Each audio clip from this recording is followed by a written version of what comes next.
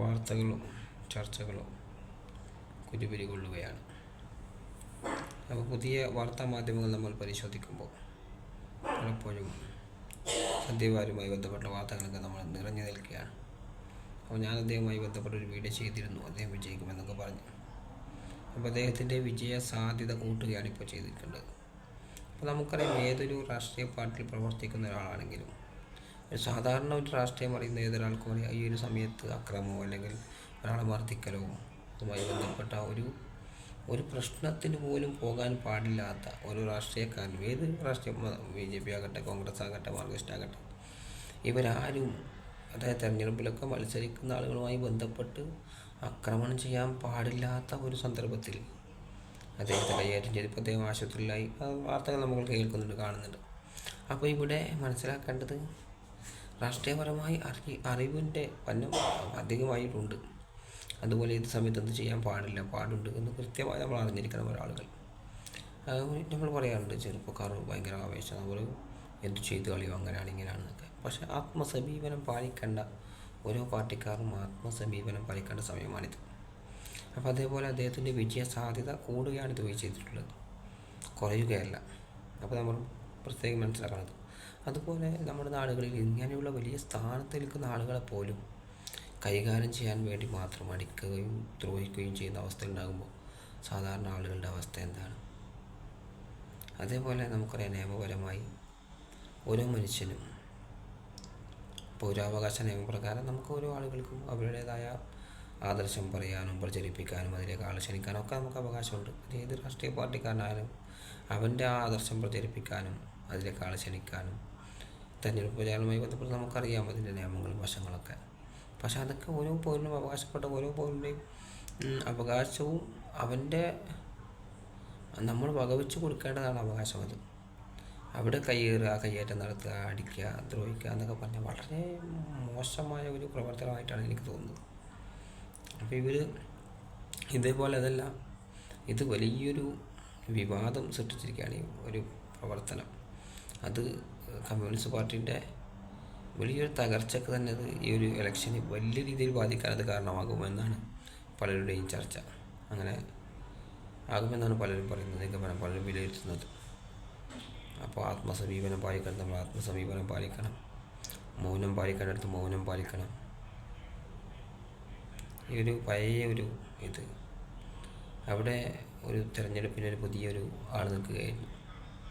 അപ്പോൾ അവിടെ നിൽക്കുമ്പോൾ അവിടെ ഒരു ഇഷ്യൂസ് ഉണ്ടായപ്പോൾ നമുക്കറിയാം. അപ്പോൾ അവിടെ ഇഷ്യൂസ് ഉണ്ടായപ്പോൾ അദ്ദേഹത്തെ മർദ്ദിക്കാൻ വേണ്ടി ഒരുപാട് ആളുകൾ മുതിർന്നു. അപ്പോൾ അദ്ദേഹം സ്വാതന്ത്ര്യ സ്ഥാനാർത്ഥിയാണ്. അപ്പോൾ രാഷ്ട്രീയപരമായ അറിവുള്ള ഒരാൾ പറഞ്ഞു, അങ്ങനെ ഒരിക്കലും ചെയ്യരുത്. നിങ്ങൾക്ക് അദ്ദേഹത്തോട് എന്തെങ്കിലും ചൊടിയുണ്ടെങ്കിൽ, ദേഷ്യമുണ്ടെങ്കിൽ ഒരല്പകാലം കഴിയട്ടെ, കാത്തിരിക്കുക, വെയിറ്റ് ചെയ്യും. രാഷ്ട്രീയം അറിയാത്തവരെ പോലെ നിങ്ങൾ പ്രവർത്തിക്കരുത്. ആ പേരും ഇതൊക്കെ പറഞ്ഞാൽ പലപ്പോഴും പലർക്കും അത് വേദന ഉണ്ടാക്കും. പക്ഷേ അവിടെ ഇപ്പോൾ രാഷ്ട്രീയപരമായി മുതിർന്ന ആളുകൾ, അവരുടെ വാക്കുകൾക്ക് വലിയ വാല്യൂ ഉണ്ട്, ഏതൊരു നമുക്കറിയാം. അതുപോലെ അങ്ങനെയുള്ള ആളുകളുടെ വാക്കുകൾ കേൾക്കുകയും വൃഥ അനുസരിക്കുകയും ചെയ്യേണ്ട ഒരു സന്ദർഭമാണിത്. അപ്പോൾ ഇവിടെയൊക്കെ ഇങ്ങനെയുള്ളൊരു രാഷ്ട്രീയ സാഹചര്യത്തിൽ ഇപ്പോൾ നമുക്കത് തിരഞ്ഞെടുപ്പ് അടുത്തിരിക്കുന്ന സന്ദർഭത്തിൽ ഇപ്പോൾ ചിലപ്പോൾ പല ആളുകളും പല വീഡിയോക്കും വരുന്ന കമൻറ്റുകൾ, ഇപ്പോൾ കോൺഗ്രസ്സുകാരാണെങ്കിൽ പിന്നെ മാർക്സിസ്റ്റുകാർ എന്തെങ്കിലും വീഡിയോ ഇട്ട് അതിനിങ്ങനെ മോശം കമൻറ്റൊക്കെ ആയിരുന്നു. അതേപോലെ മാർക്സിസ്റ്റുകാരാണെങ്കിൽ കോൺഗ്രസ്സുകാർ എന്തെങ്കിലും നല്ല വീഡിയോ ഇട്ട് അതിന് ഇങ്ങനെ ഒരുപാട് കമൻറ്റ് ചെയ്തു. പക്ഷേ അവർ ഉദ്ദേശിക്കുന്ന അവിടെ ഇവരെ കുറിച്ച് മോശമാക്കി പറയാനാണ്. പക്ഷേ ഇവിടെ സംഭവിക്കുന്ന നേരെ ഉൾട്ടയാണ്. സോഷ്യൽ മീഡിയക്ക് ഒരു നിയമമുണ്ട്. സോഷ്യൽ മീഡിയൻ്റെ ഒരു നിയമം, ഒരു അഡ്വഞ്ചർ ഇതെന്നൊക്കെ നമ്മൾ പറയും പോലെ ഒരു സർക്കിളിൽ പ്രവർത്തിക്കുന്നുണ്ട് ഇങ്ങനെ. അപ്പോൾ അതിൻ്റെ ഒരാൾ മോശം കമൻറ്റ് ഇതുപോലെ 5 ആളുകളെങ്കിലും അത് കാണും. ഈ അടുത്ത കാലത്ത് മോട്ടിവേഷൻ സ്പീക്കർ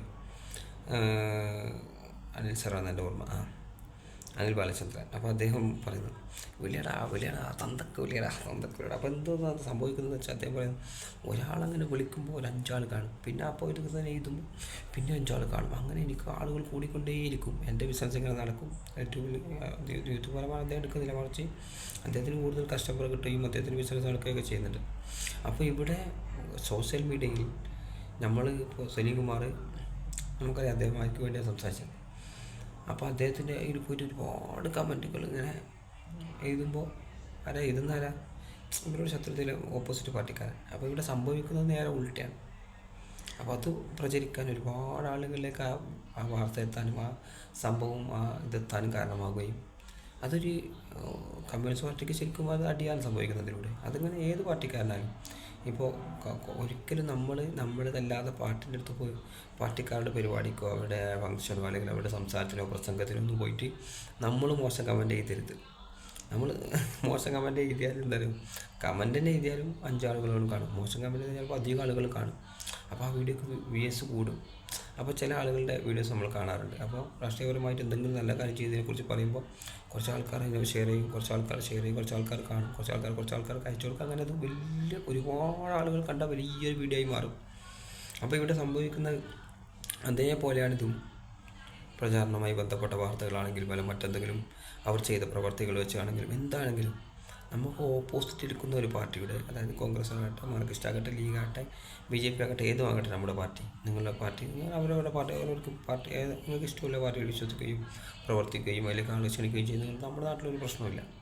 മറിച്ച് വർഗീയത നമുക്കുണ്ടായിരിക്കുക, അവനവൻ്റെ കയ്യിൽ ഉറച്ച് വിശ്വസിക്കുക. മറ്റുള്ളവർക്ക് വേദനയില്ലാത്ത രീതിയിൽ, മറ്റുള്ളവരെ പ്രയാസപ്പെടുത്തുന്ന രീതിയിലല്ലാത്ത നല്ല രീതിയിൽ നമ്മൾ കഴിഞ്ഞു പോകാം. ഏതൊരു പാർട്ടിക്കാരനാണെങ്കിലും മനുഷ്യനാണെന്നുള്ള പരിഗണന നമ്മൾ നൽകുക ഇവിടെ.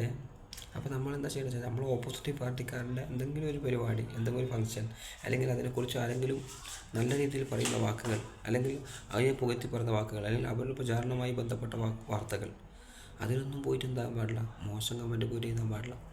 ഏതും എന്താ സംഭവിക്കുന്നത്, അതിന് റിച്ച് കൂടുന്നു. അപ്പോൾ ചില ആൾ പറയും, ഇപ്പോൾ ഈ അടുത്ത കാലത്ത് ഒരാൾ സംസാരിച്ചപ്പോൾ അദ്ദേഹം പറഞ്ഞത് അതിനെ കൊണ്ടൊന്നും എല്ലാവരും സത്യം മനസ്സിലാക്കട്ടെ, സത്യം എല്ലാവരും മനസ്സിലാക്കുന്നത്.